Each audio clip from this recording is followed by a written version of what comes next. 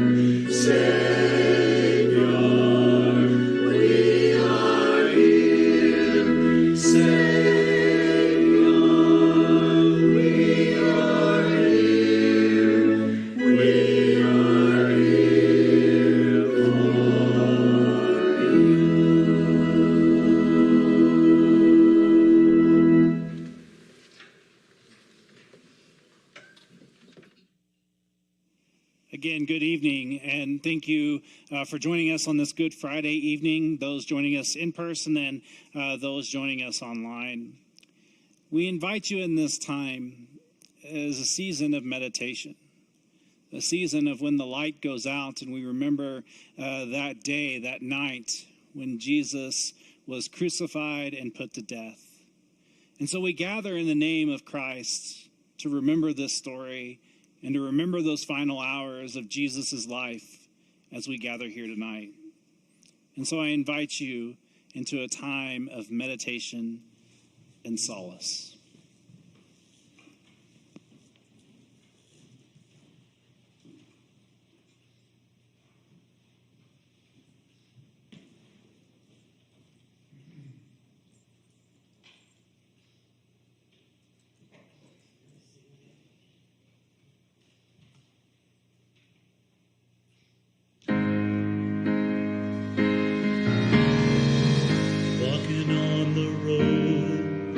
Jerusalem, the time had come to sacrifice again. My two small sons, they walked beside me on the way. The reason that they came was to watch the Lamb.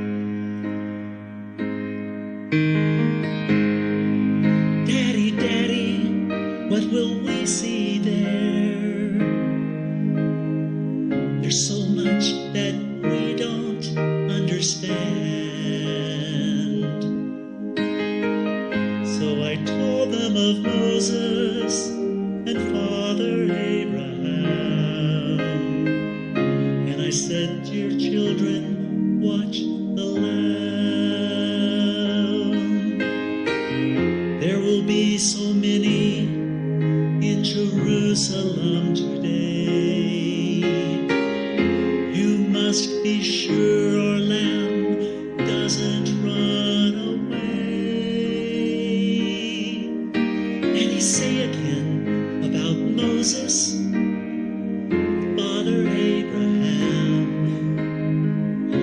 Jesus said, "Dear children, watch the Lamb." When we reached the city, I knew something must be wrong. There were no joyful worshipers, no joyful worship songs. I stood there with my children in the midst of angry men. Then at once the crowd cried out,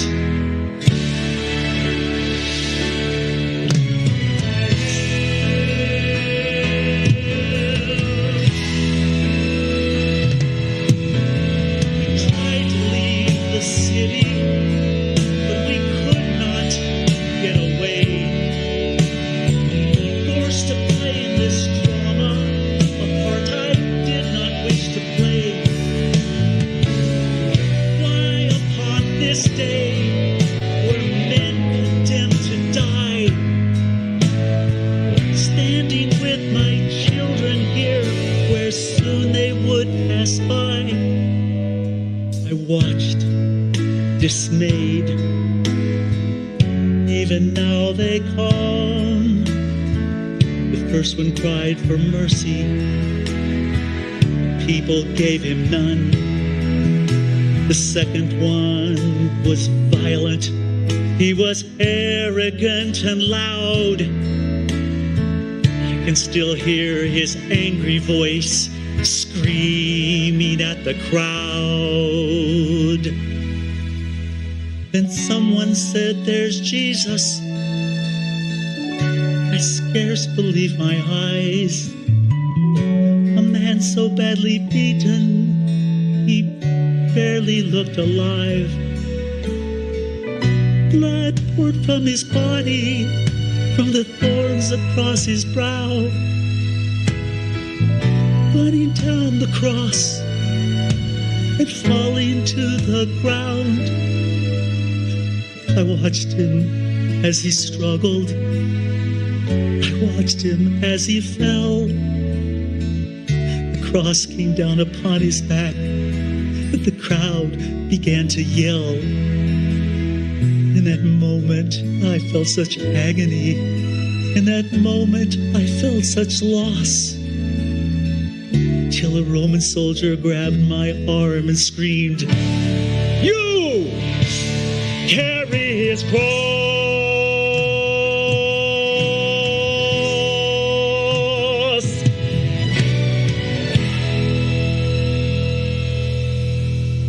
At first I tried to resist him, but his hand reached for his sword.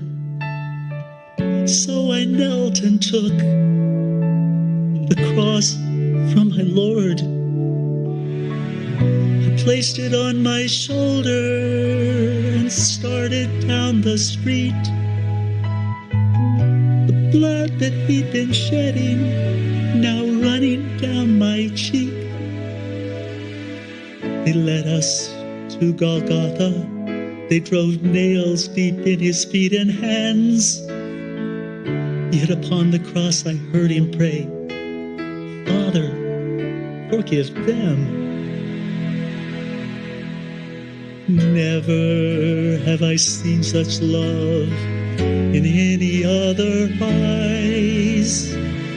Into thy hands I commit my spirit, he prayed, and then he died. I stood for what seemed like years. I lost all sense of time, till I felt two tiny hands holding tight to mine. My children stood there weeping. I heard the oldest say, "Daddy, please forgive us. Our lamb ran away."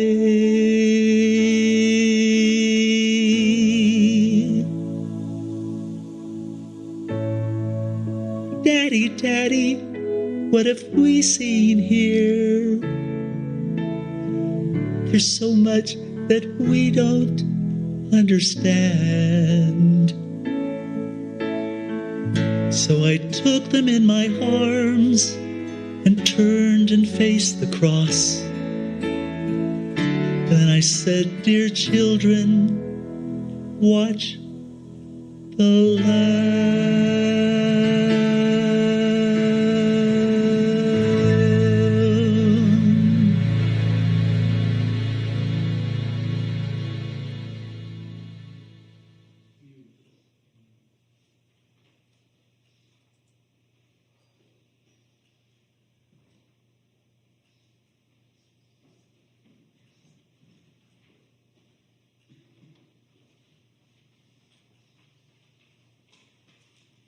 Please join me in the call to worship that's found in the bulletin.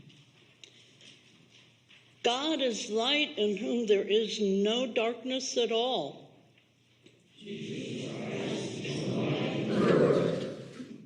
And this is the judgment that the light has come into the world. And we love darkness rather than light.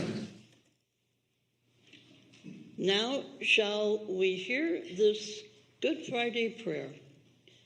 O holy God, the hosannas have died away. The palm branches have turned brittle. Now today there is only this. Each of us, all of us, sitting in darkness. The hymns of lament in the air, the mumblings in our own feeble confession on this Friday, which we tremble to call good. What is good about Good Friday? What is good about the innocent one nailed to the cross? What is good about the darkness of war that persists today? What is good about the devastation of the planet? About people living in poverty? About fog of addiction, depression, disease, and despair? What is good about crushing weight of our hunger, racism, scapegoating, apathy? No, there is nothing good and describable in all these things. Yet you, O God, are good. When suffering reigns, yours is the first heart to break. When despair lurks about, we remember that you were first peering into the abyss and crying out incredibly, Father, forgive them. We feel forsaken. We remember that in your last moments, you cared for your mother and your beloved disciples, binding them to one another as a new family. When we feel overcome by guilt, we remember that you spoke grace to a thief. Today you will be with me in paradise. Your love for us is just that, boundless and ever-present and good. Thank you. What else can we say here in the dimness, in the darkness, but thank you. Amen.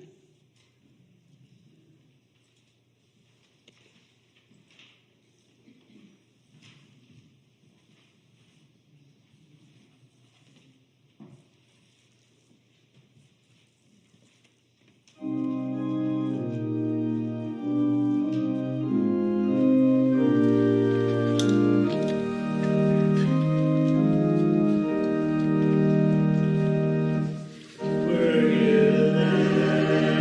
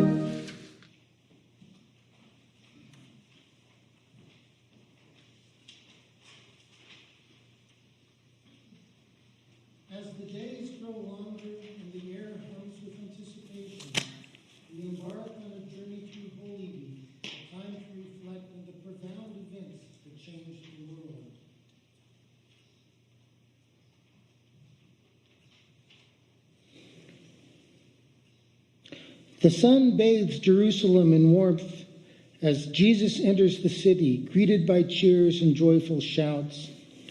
People wave palm branches, creating a vibrant parade. Look, they are calling him the king. The Messiah has arrived. But remember, their love can be fickle. Let us not forget Herod's fate.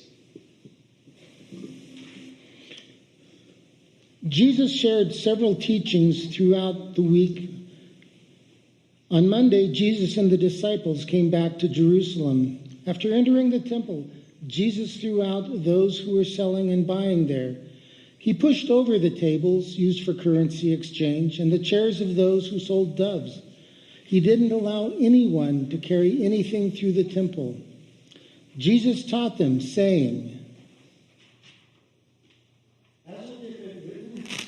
"My house will be called a house of prayer for all nations, and you have turned it into a den of thieves."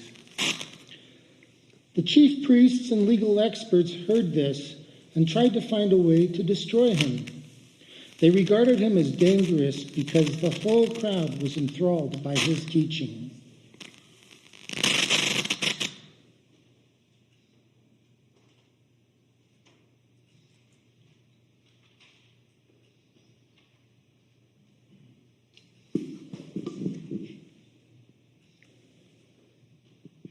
Jesus was at Bethany visiting the house of Simon, who had a skin disease. During dinner, a woman came in with a vase made of alabaster and containing very expensive perfume of pure nard. She broke open the vase and poured the perfume on his head. Some grew angry. Why waste this perfume? This perfume could have been sold for almost a year's pay and the money given to the poor. Leave her alone. Why make trouble for her? She has done a good thing for me. You will have the poor with you forever, and you'll always have opportunities to do good for them. She has done a good thing for me. She has anointed my body for burial ahead of time. I'll tell you the truth. Wherever the good news is preached throughout the world, her name will be remembered in remembrance of this act. Judas Iscariot, one of the 12, went to the chief priests to give Jesus up to them. When they heard it, they were delighted and promised to give him money. So he started looking for an opportunity to turn him in.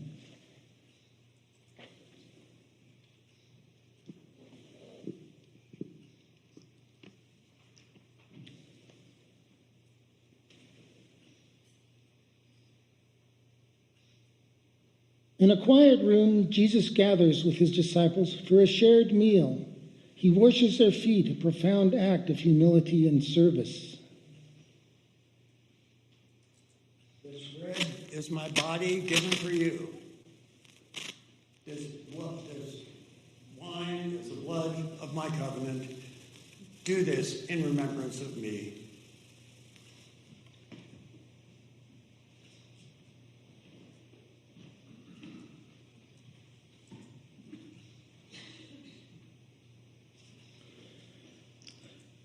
In the cloak of night, Jesus is betrayed by one of his own, Judas Iscariot. The betrayal casts a shadow of doubt and sorrow.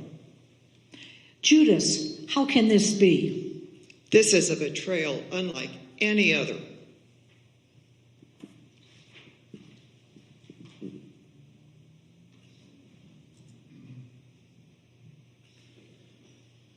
Jesus is falsely accused and condemned by the religious authorities. The crowd, swayed by manipulation, chants for his crucifixion. He is guilty. Crucify him. Crucify him! Crucify him! I find no fault in him.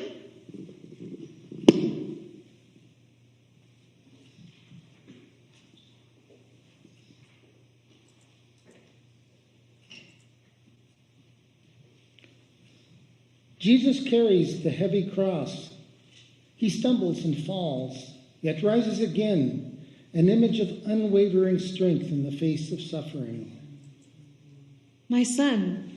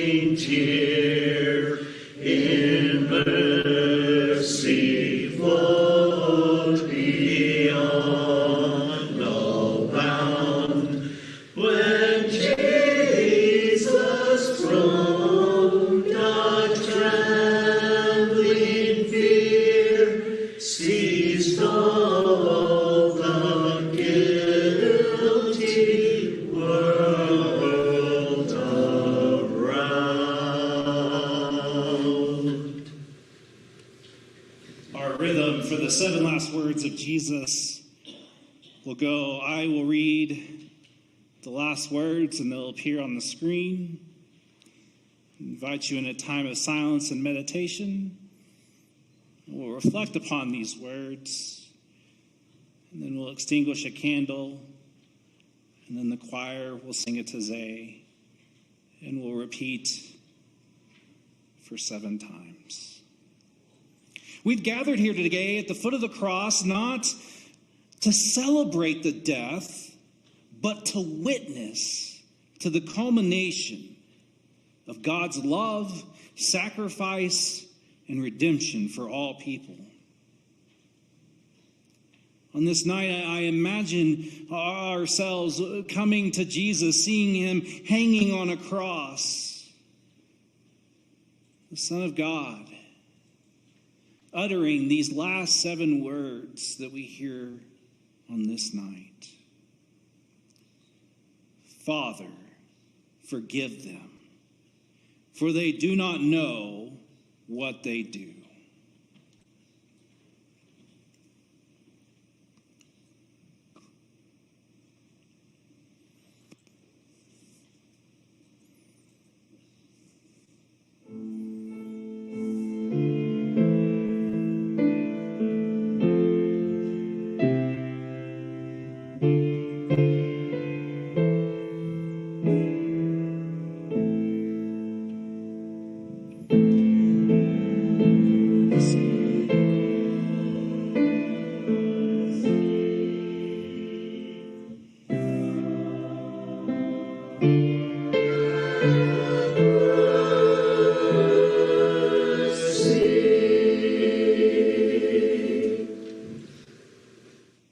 Father, forgive me, for I have messed up my own rhythm. The first word that we are talking about tonight, when Jesus cries out for forgiveness, for they do not know what they do, he's calling out for us to hear those words of forgiveness that is given to us. He forgives us.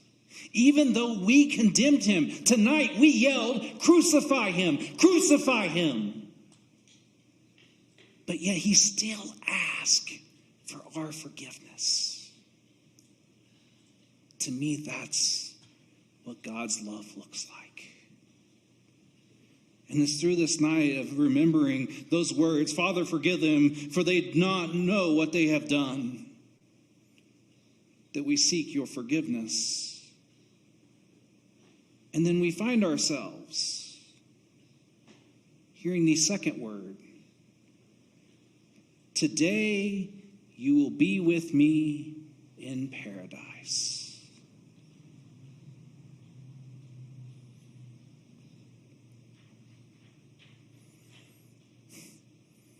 Could you imagine yourself hearing Jesus hung on a cross, saying those words? Today you will be with me in paradise. Even then, the lookers-on doubted. Even then, the lookers-on scoffed at who he was. Even telling Jesus, if you're the Son of God, just get yourself down from there. But yet he clung to the cross, knowing that paradise was coming. And those remind us of that great time of being at peace and comfort in paradise.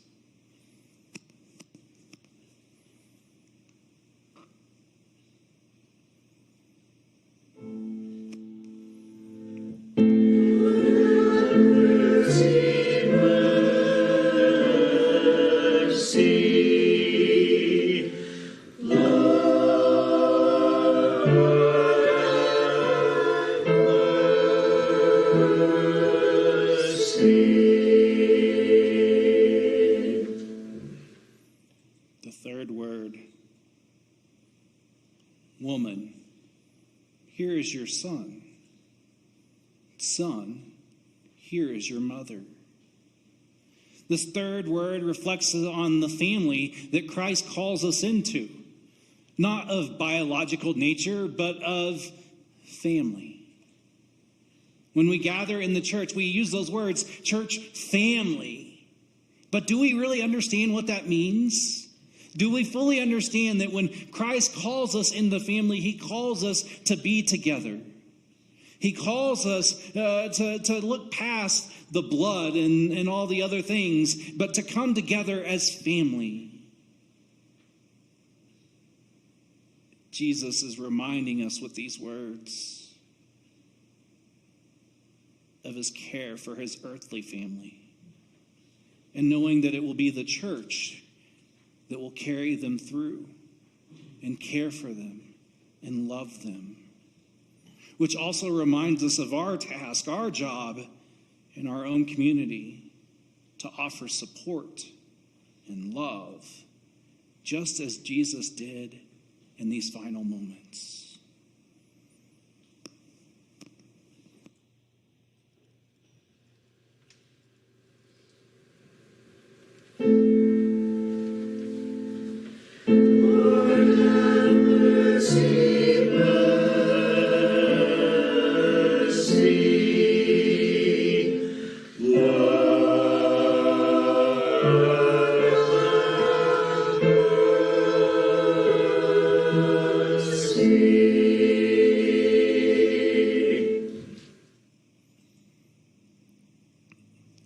Our fourth of the seven last words.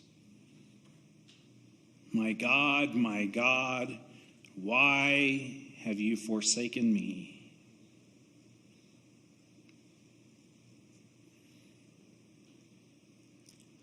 This cry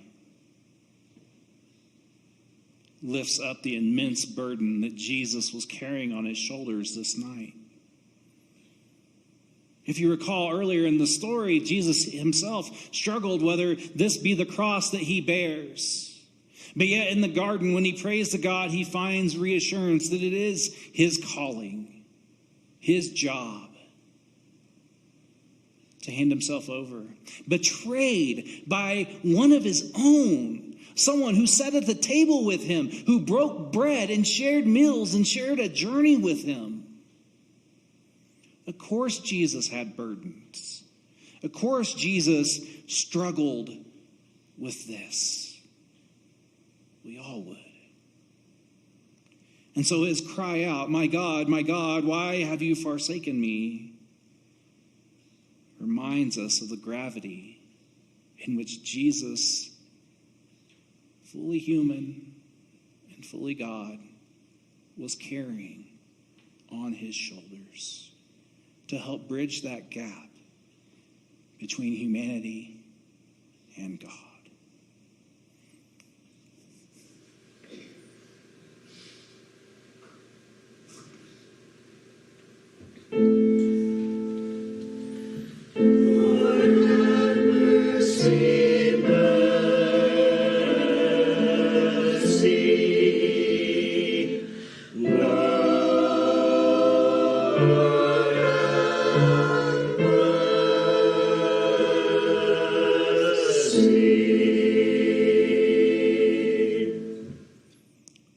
Our fifth word, I thirst. A very simple need. We've all been thirsty. We all have needed a drink of water to help us make it through. And here, while Jesus was on the cross, he uttered these words, I thirst. Of course, he felt the pain and the thirstiness of the limitations that he had faced carrying the cross. You can only imagine what he felt like. And this word of I thirst shows Jesus in a bit of vulnerability as he understands our struggles and emphasizes our need when we thirst.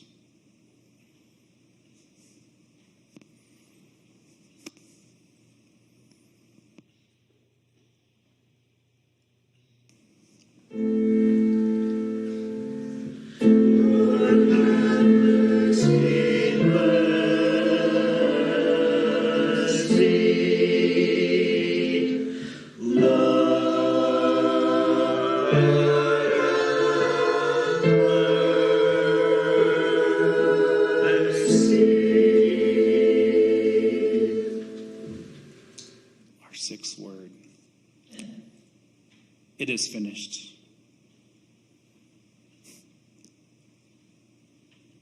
This marks the end, but has hope in a new beginning of what is to come. See, tonight is not about the fact that Jesus died. Tonight is about the fact that we have hope that the light is going to come back. We have hope that it's not the end, but a new beginning. We have hope that even though in this completion of his death, we have hope in the resurrection that we lean into.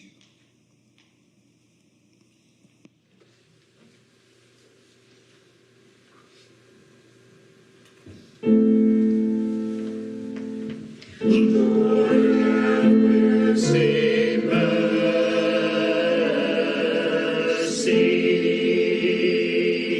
Lord,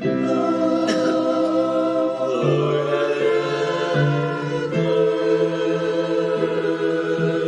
mercy. Our seventh word. Father, into your hands I commit my spirit. This act of surrender,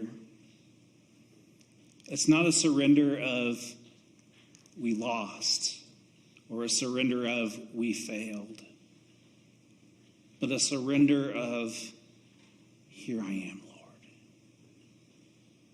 As Jesus accepts his faith and trust in God's plan. This act of committing his spirit is one that reminds us of us surrendering our own lives to God and letting go for what it is God has in store for us. These 7 last words that we've uttered tonight are not just mere utterances. They're not things that we should just forget it and let go of. They are things that we must remember of really Christ's love, Christ's suffering, Christ's victory. They offer us a sense of forgiveness, of hope, of community, of understanding, and the promises of life eternal. So let us carry this message tonight in our hearts, in our minds, that even when the worst thing seems so bad, it's not the last thing. That resurrection is the last thing. New life, new beginning. That is what you'll have to come back on Sunday for Easter. But we surrender ourselves to God this night, this Good Friday.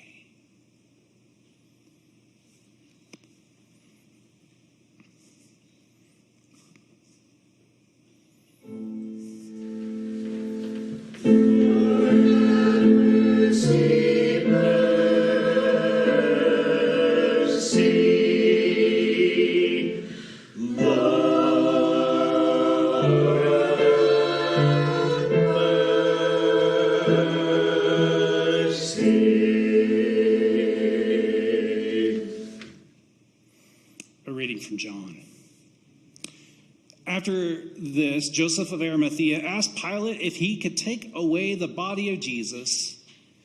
Joseph was a disciple of Jesus, but a secret one, because he feared the Jewish authorities. Pilate gave him permission, so he came and took Jesus' body away. Nicodemus, one who was at the first had come to Jesus at night, was there too. He brought a mixture of myrrh and aloe, nearly 75 pounds in all. Following Jewish burial customs, they took Jesus' body and wrapped it with spices and linen cloths. There was a garden in the place where Jesus was crucified, and in the garden was a new tomb, which no one had been laid. Because it was the Jewish preparation day, the tomb was nearby, and Jesus was laid in it.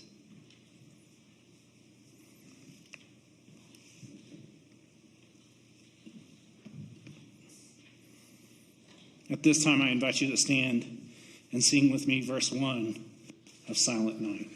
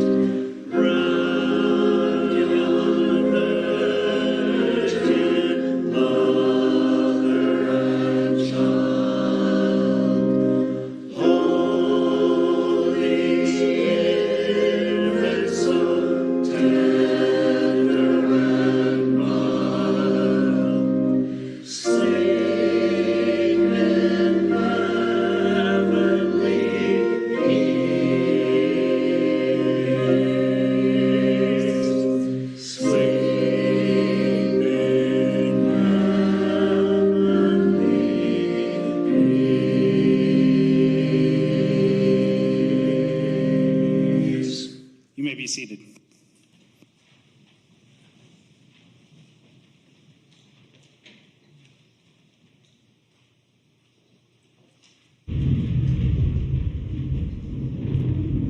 It's Friday. Jesus is praying. Peter's sleeping. Judas is betraying. But Sunday's coming. It's Friday. Pilate's struggling. The council is conspiring. The crowd is vilifying. They don't even know that Sunday's coming. It's Friday. The disciples are running like sheep without a shepherd. Mary's crying. Peter is denying. But they don't know that Sundays are coming. It's Friday. The Romans beat my Jesus. They robe him in scarlet. They crown him with thorns. But they don't know that Sunday's coming. It's Friday. See Jesus walking to Calvary. His blood dripping. His body stumbling. And his spirit's burdened. But you see, it's only Friday. Sunday's coming. It's Friday. The world's winning. People are sinning. And evil's grinning. It's Friday. The soldiers nailed my Savior's hands to the cross. They nailed my Savior's feet to the cross. And then they raised him up next to criminals. It's Friday. But let me tell you something. Sunday's coming. It's Friday. The disciples are questioning what has happened to their king. And the Pharisees are celebrating that their scheming has been achieved. But they don't know it's only Friday. Sunday's coming.